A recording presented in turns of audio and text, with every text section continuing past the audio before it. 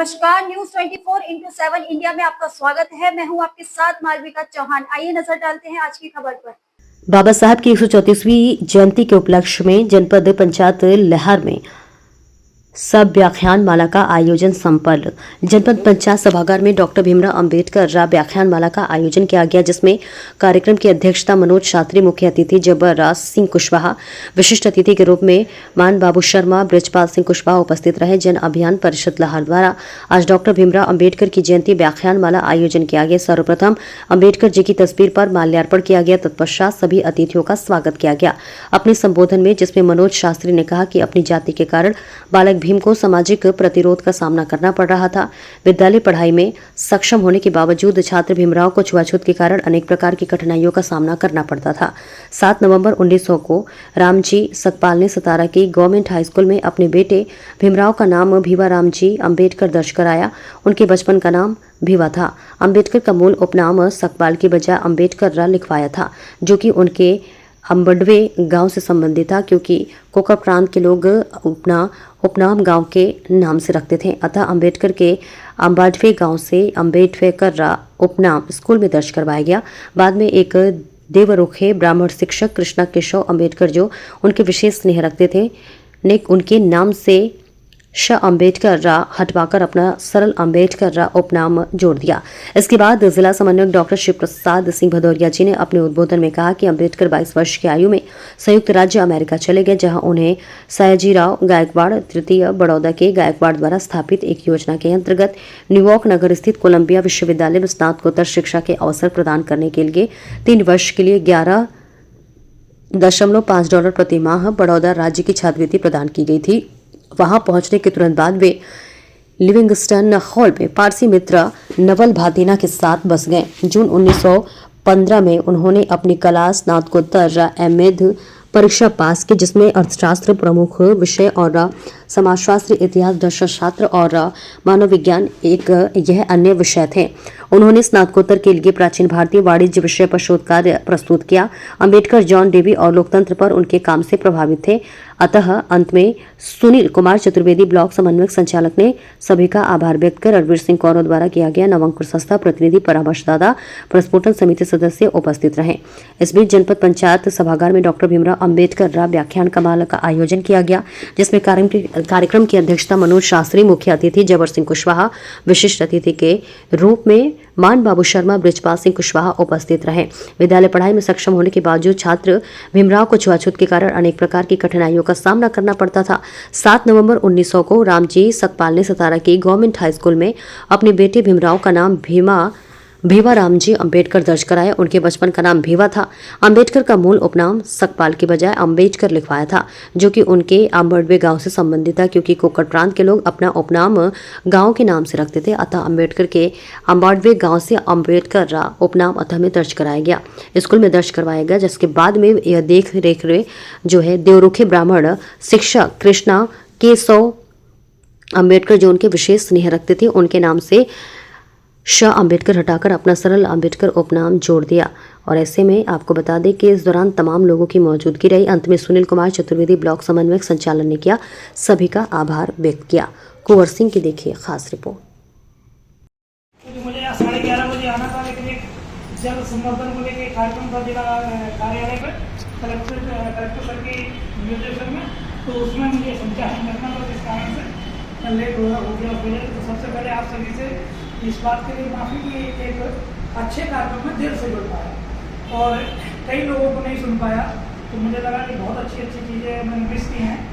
कोशिश करेंगे कि इसका अगला सत्र इसी कार्यक्रम का अगला सत्र किसी क्लास में कर लेंगे, तो जिन बच्चों ने बोला उनको आज कभी सुनेंगे। आज जिस कार्यक्रम के उपलक्ष्य में हम यहाँ पर अगर सही मायने में देखें तो वो देव पुरुष बाबा साहब के जन्म से लेकर उनके मरण तक के अगर 65 वर्षों को देख लिया जाए, 65 वर्षों के कालखंड को देख लिया जाए, तो कई ऐसे उनके जीवन में उतार चढ़ाव हैं जो न सिर्फ हमें प्रेरणा देते हैं, बल्कि हमें आगे बढ़ने में मील के पत्थर भी शामिल होते हैं। बहुत छोटी छोटी सी बातें, लेकिन बहुत मारक बातें। कहते हैं ना कि देखने में छोटे लगे घाव करें लंबी, उस तरह की बातें, उस तरह का जीवन उनका रहा है। चाहे वो जन्म से लेके हो, महार जाति में वो जन्मे थे, वो आप शायद जाति का नाम नहीं याद आ रहा होगा, तो महार जाति में वो जन्मे, और जिस जाति में जन्मे वो बिल्कुल सही कहा उस समय अनटचेबिलिटी यानी कि अस्पृश्यता, छुआछूत, ऐसा उस समय भाव बहुत बड़े स्तर पर था।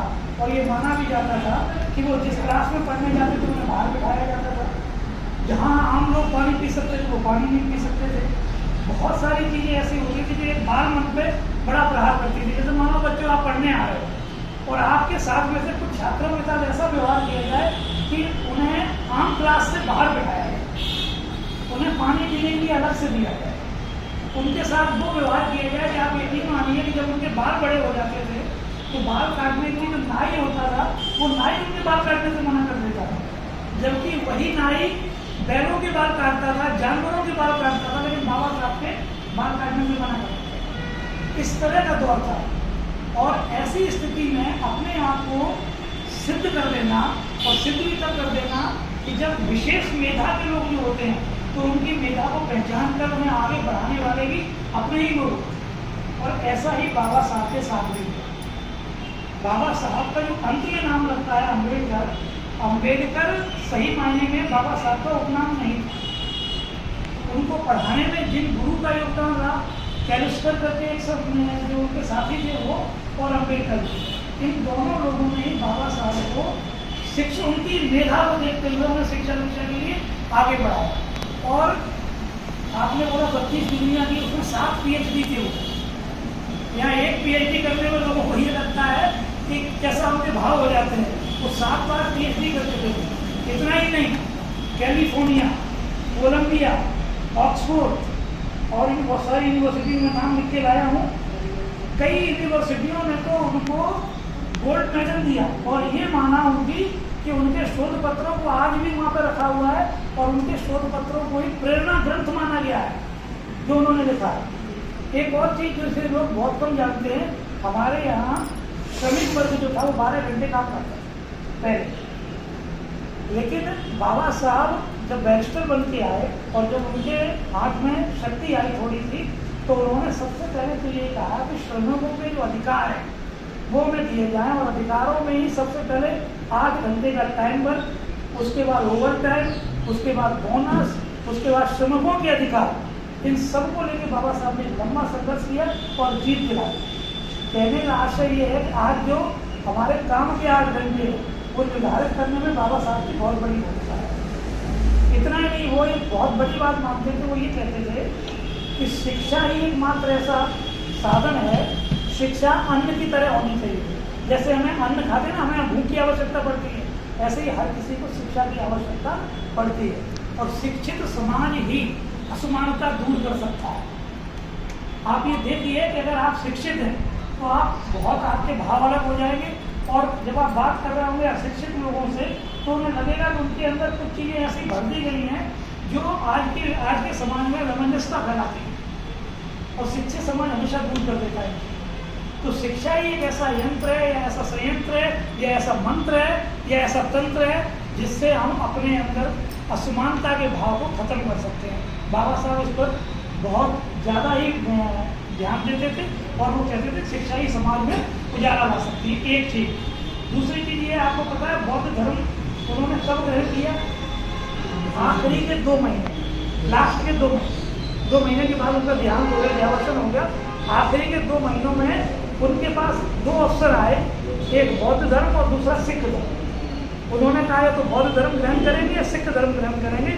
हिंदू धर्म में पूरा जीवन जिया, ऐसा नहीं है कि वो उससे विरोध करते थे। देखिए, हिंदू धर्म से विरोध नहीं था, सवर्ण से विरोध नहीं था, ब्राह्मण से विरोध नहीं था, इनके आडंबरों से विरोध था। आप ये समझिए कि जब किसी समाज में आडंबर बड़े स्तर पे आ जाते हैं तो समाज के उस संस्कारों को घुन लगने लगता है, और बाबा साहब हमेशा उनका विरोध करते थे।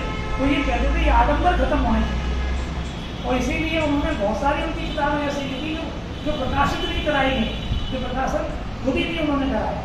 कभी कभी क्रोध में, आवेश में हम कुछ ऐसा कर ही देते हैं, जैसे मान लीजिए हम मंच पे यहाँ जो लोग बैठे हैं, कभी कभी क्रोध और आवेश में अपने घर की किसी बातों को लिख देते हैं, फिर उनको ये कहते हैं कि नहीं इसे प्रकाशन योग्य नहीं है, प्रकाशन नहीं कराते। ऐसा ही बाबा साहब ने कई बार किसी धर्म को लेके, सब धर्मों को लेके लिखा भी, हिंदू धर्म भी उसमें से एक था, लेकिन उन्होंने उसको प्रकाशन नहीं कराया, क्योंकि वो ये मानते थे कि सब चीज बुरी नहीं है, सब बेकार नहीं है, ये आडम्बर है, इनसे बचना चाहिए। और आडम्बरों से बचने के लिए उन्होंने आखिरी में, जब वो 2 महीने का उनका जीवन काल शेष रह गया, तब उन्होंने बौद्ध धर्म अपनाया। और बौद्ध धर्म क्यों अपनाया, उसके पीछे भी एक कारण है। उसके पीछे कारण ये था कि सिख धर्म सीमित था, सिख धर्म सिर्फ कुछ एक ही देश का था, लेकिन बौद्ध धर्म को मानने वाले 37 से अधिक देश थे जो बौद्ध धर्म को मान रहे थे। और बौद्ध धर्म में ये जो आडम्बर चीजें थी, ये नहीं थी, सीधा सीधा सिद्धांत था।